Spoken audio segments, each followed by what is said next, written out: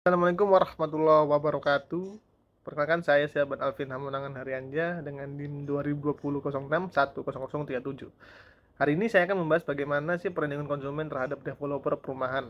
Nah, seiring perkembangan zaman dan populasi manusia semakin meningkat, adanya bonus demografi, adanya hal ini membuat pemerintah berupaya menyediakan perumahan sebagai tempat tinggal kepada masyarakat untuk mewujudkan keadilan sosial bagi seluruh rakyat.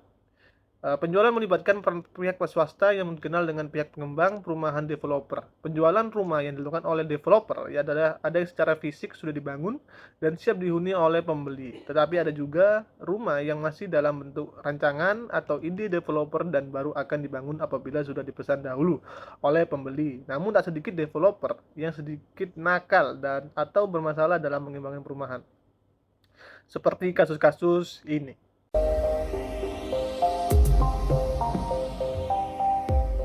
Ini adalah gambar udara deretan bangunan yang diharapkan menjadi rumah hunian di kawasan Benda Pamulang, Tangerang Selatan.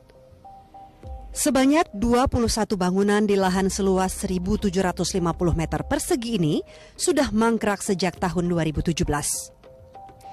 Mimpi warga untuk menyaksikan rumahnya tegak berhadapan dengan kenyataan pahit.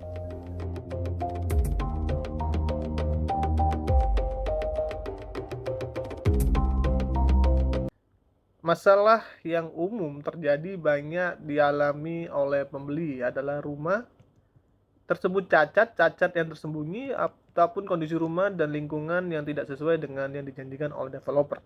Dihadapkan pada kondisi seperti ini, umumnya pembeli tidak dapat berbuat banyak dan berada dalam posisi yang lemah.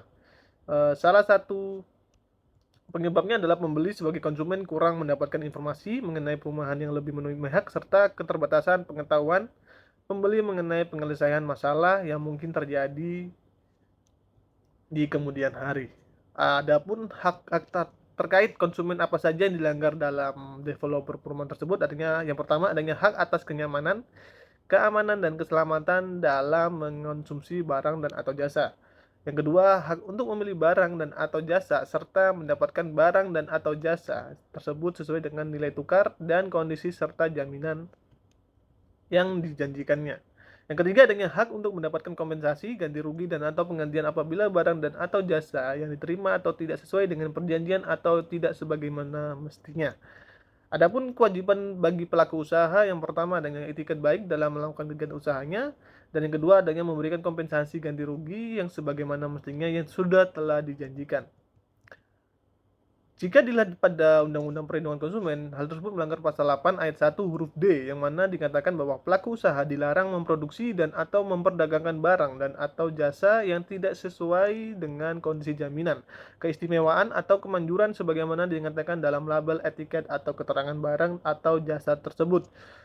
Hal ini disebabkan penawaran pembangunan perumahan oleh developer kepada para pembeli adalah dengan janji bahwa rumah-rumah tersebut akan dibangun dengan serius sehingga hasilnya memuaskan. Akan tetapi dalam kenyataannya rumah yang dibangun sebagian besar menggunakan bahan-bahan yang bermutu rendah serta pengerjaan dilakukan secara asal-asalan.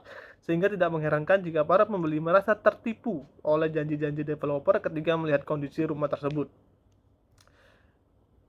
Yang kedua adanya pasal 8 ayat 1 huruf F yang mana dikatakan bahwa pelaku usaha dilarang memproduksi dan atau memperdagangkan barang dan atau jasa yang tidak sesuai dengan janji yang dinyatakan dalam label, etiket, keterangan, iklan atau promosi penjualan barang dan atau jasa tersebut.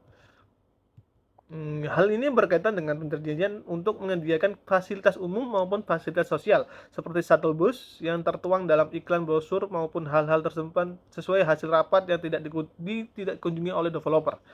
Adapun sanksi sesuai dengan pasal Undang-Undang Perlindungan Konsumen, yang pertama adanya pasal 60 Undang-Undang Perlindungan Konsumen dan kedua pasal 63 Undang-Undang Perlindungan Konsumen, yaitu sanksi tambahan yang berupa yang pertama adanya perampasan barang tertentu, kedua pengumuman keputusan hakim, ketiga pembayaran ganti rugi, keempat pemerintah penghentian kegiatan tertentu yang menyebabkan timbulnya kerugian konsumen, yang kelima adanya kewajiban penarikan barang dari peredaran, dan kelima yang selanjutnya adalah pencabutan izin usaha.